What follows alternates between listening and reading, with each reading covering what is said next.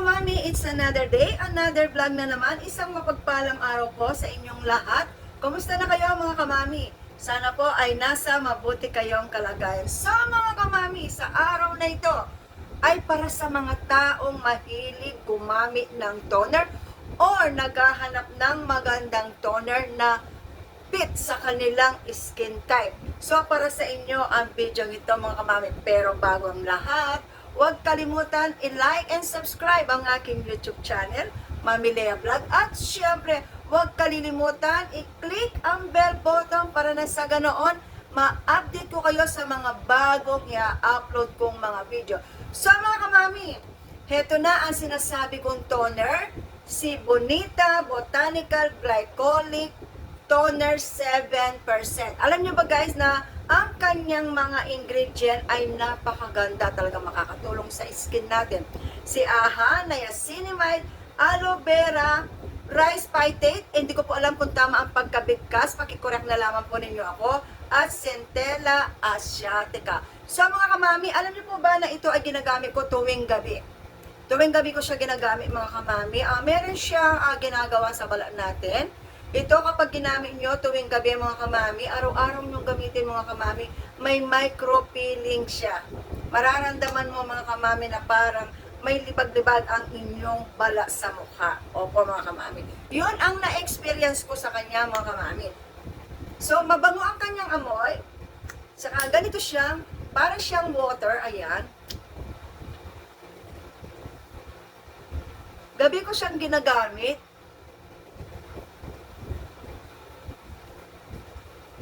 Mararamdaman mo talaga mga kamami na nililinis niya ang balat natin. At makakatulong talaga ito mga kamami dahil sa unting-unting micropeeling na ginagawa niya sa ating balat para niya ine-exfoliate niya ang skin natin. Mamaya mga kamami, babasahin ko sa inyo ang mga na-research ko about sa mga sangkap na narito kay Bonita. Kasi para malaman natin mga kamami, yung mga benepisyong makukuha ng balat natin sa paggamit natin kay Bonita Glycolic Toner. Kasi kapag may ginagamit tayo yung mga product o skincare product mga kamami, kailangan natin malaman ang mga ingredient na kung ano ang gagawin sa ating balat. Ano ba nga ba? Ano nga ba ang makukuha natin benefit sa paggamit natin sa product na ito? About sa kanyang mga ingredient? Ano nga ba ang magandang maidudulot nito sa atin? Kailangan alam natin mga kamami, hindi lamang yung basta gagamitin natin kasi nakita natin, napanood natin na maganda pala. So kailangan natin siya sa atin ang mga product na ipapahid or gagamitin natin mga kamami. Para alam din natin at aware tayo kung maganda ba siya sa balat natin or may makukuha ba tayo talagang benefits or baka maging harmful sa skin natin. Yung mga gano'n mga kamami. Tingnan ninyo mga kamami ang dumi ng aking cotton. So, syempre hanggang liig. So, babasahin ko yung mga nakuha kong information about sa mga ingredient nito para malaman natin pare-pareho mga kamami na maganda nga ba siya or hindi. Yung mga ganon. Para na sa ganoon mga kamami, maging aware tayo sa mga product na ginagamit natin para alam din natin na makakabuti ba ito sa atin or hindi. So, ayan mga kamami, nagpahid na ako ng Bonita Botanical Glycolic Acid. So, nilagay ko dito sa cellphone, ang mga na-research ko, ang mga babasahin ko mga kamami yun ay base sa aking mga na-research. Gusto ko lang ibahagi sa inyo mga kamami, para na sa ganoon ay malaman din ninyo na ito pa lang si Bonita Botanical Glycolic Acid, ay maganda pala sa skin type ko, ay makakatulong pala sa problema ko sa balat. So may mga idea tayo kung dapat ba natin siyang gamitin na toner na every night. Ito siya mga kamami, babasahin ko. Marami-rami pero yung mga importante lamang ang aking babasahin mga kamami ko. So ayan. So ito mga kamami, ang mga alpha hydro Ayaw na. okay, take two. Babasahin ko yung mga importante lamang na gagawin niya sa ating balat. Yun ang aking babasahin. So ayan mga kamami. So ang glycolic acid ay isang uri ng alpha hydroxy acid, AHA. So, nasikat sa skincare dahil sa kakayahan nitong mag-exfoliate ng malalim, dahil maliit ang molecules nito, mas madali itong tumagos sa balat kumpara sa ibang acid. So, ito yung gagawin niya sa balat natin. Pag-alis ng patay na balat, ini-exfoliate niya ito, pampakinis ng texture. Kung mayroong ang maliliit na bumps o magaspang na balat, makakatulong si glycolic acid para maging smooth uli ang surface ng ating mukha. Anti-aging collagen booster. Nakakatulong ito sa pag-produce ng collagen kapag regular itong ginagamit. Nababawasan ang itsura ng mga fine lines at wrinkles, kaya nagmumukhang mas bata ang pala natin. Oh, ang ganda! Pagtatanggal ng dark spot at hyperpigmentation.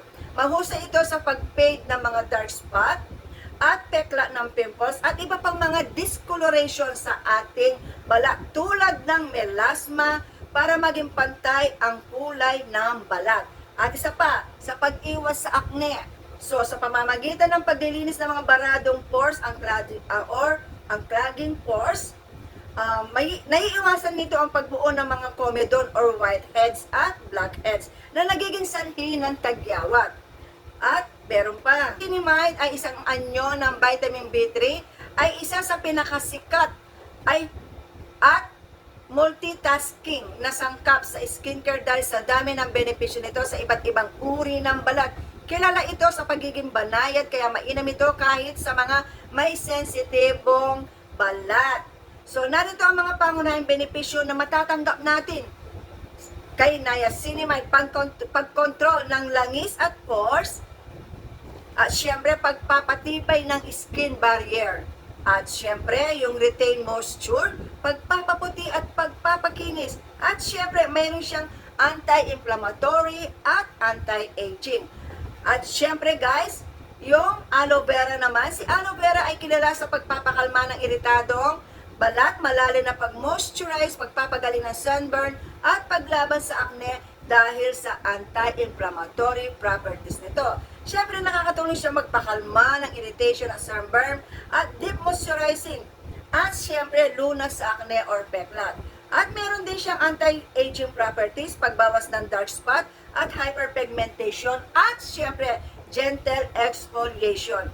Ang phytic acid, tama po ba? O phytate na matatagpuan sa rice or bigas at iba pang butil ay isang makapangyarihan antioxidant. O ngayon ko lang nalaman ito, mga kamami. Makapangyarihan antioxidant na natural, alpha hydroxy acid, parenthesis, AHA, na may maraming benepisyo sa balat. Ito ay kilala sa pagiging banayad o gentle exfoliant kumpara sa ibang acid tulad ng glycolic acid. Tingnan mo, may mga malalaman tayo pala kapag nag-research talaga tayo.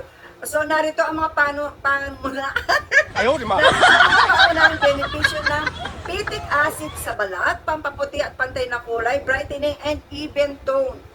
At saka, banayad na exfoliant, Ayaw, di ma. banayad na exfoliation, at saka anti-aging at pagbawas ng mga wrinkles natin. Ang phytic acid, ano ba yan? Ayaw, di ma. Ito na siya.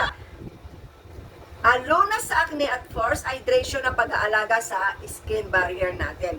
Ligtas sa araw at syempre para sa kaninong skin type ito dapat. Ito ay angkop sa lahat ng uri ng balat, lalo-lalo na sa mga sensitive or acne-prone na balat dahil sa banayad nitong aksyon. Karaniwan itong matatagpuan sa mga toner, mask at facial peels. So ayan, ito naman, last na lang to mga kamami. Ang Centella asiatica na kilala na bilang Gotu Kola Sika o Tiger Grass ay isang tanyag na herbal ingredient sa skincare dahil sa kakayahan nitong magpahupa at mag-repair ng balat. Narito ang mga pangunahing benepisyo nito. Ay, buti na lang nag-research ako mga kamami na marami tayong malalaman at matutunan bago natin gamitin ang isang product sa ating balat. Pagpapahupa ng irritation, kilala si Centella asiatica sa pagiging anti-inflammatory ayon sa mga expert mula sa Cleveland Clinic. Nakakatulong ito sa babawas ng pamumula, redness, pangangati, lalo na para sa mga sensitibong balat. At rosacea or eczema. Pag-repair ng skin barrier. Tumutulong ang Centella asiatica na palakasin ang produksyon ng balat or skin barrier. Binabawasan nito ang pagkawala ng tubig sa balat. Transepidermal water loss, kaya nananatiling hydrated at malusog ang iyong mukha. Ang galing. Pagpapabilis ng healing wounds, gaya ng nabanggit sa mga artikulo. Tapos mga kamami, anti-aging at collagen boost. Ayon sa pag-aaral na ibinahagi, ang Centella asiatica ay mayaman sa antioxidant na lumalaban sa pinsala mula sa araw at polusyon. Tingnan nyo. Kaya maganda talaga ang product na ito. Nakakatulong din ito sa pag-boost ng collagen para mapanatiling banat at iwas wrinkles ang ating balat. Pag-control sa acne dahil sa antibacterial at anti-inflammatory properties nito, mainam itong gamitin ng mga acne prone para mabawasan ang pamamaga ng pimples at maiwasan na malalim na peklat. So, ang ganda talaga ni Bonita Botanical Glycolic Acid. Ay toner. Ulitin natin. Ano ba yan? So, ang ganda talaga ni Bonita Botanical Glycolic Toner, 7%. Alam niyo ba na napakaganda sa mga dry skin talaga. Talaga makakatulong siya. At hindi lamang yan, ang daming mga benefits tayong matatanggap mula sa product na ito, mula kay Toner, na Ayaw, di ba? ay, makakatulong ito sa ating balat habang ginagamit natin si Bonita Botanical Glycolic Acid. Sa mga active ingredient niya, talagang si haha, niacinamide, aloe vera, rice phytate, hindi ko alam kung tamang pagkabikas or pitet o phytate, correct na lamang po ninyo ako, at si Centella asiatica. Alam niyo po ba na ang mga ingredient niya talagang may mga parts silang gagawin sa ating balat. Merong mag-i-exfoliate nila ang ating balat, lilinisin, magpipaint ang mga dark spot, at makokontrol yung mga acne or kung ano-ano pa. Ang daming mga benepisyong matatanggap ng ating balat kapag ginamit natin si Bonita Botanical Glycolic Toner. So, syempre, disclaimer lang mga kamami, iba-iba pa rin ang skin type natin.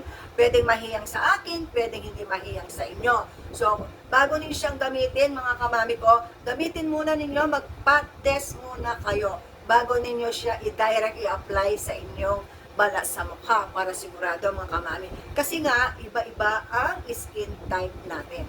So mga kamami, sana nag-enjoy kayo sa panonood ng video ito at sana ay makatulong ang mga na-research na nakita ko at ibinahagi ko sa inyo. Sana makatulong sa inyo sa paggamit ng Bonita Botanical Glycolic Toner. So maraming salamat sa inyo mga kamami. Sana po ay nagustuhan ninyo ang video nito at nag-enjoy kayo habang pinapanood ninyo ang video ito. Maraming salamat po sa inyong lahat.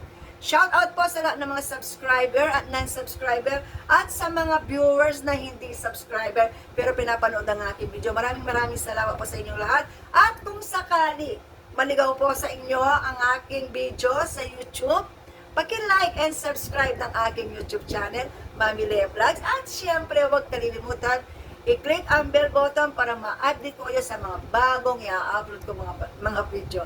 So mga kamami, God bless you all po. See you next vlog. Bye! Thanks for watching.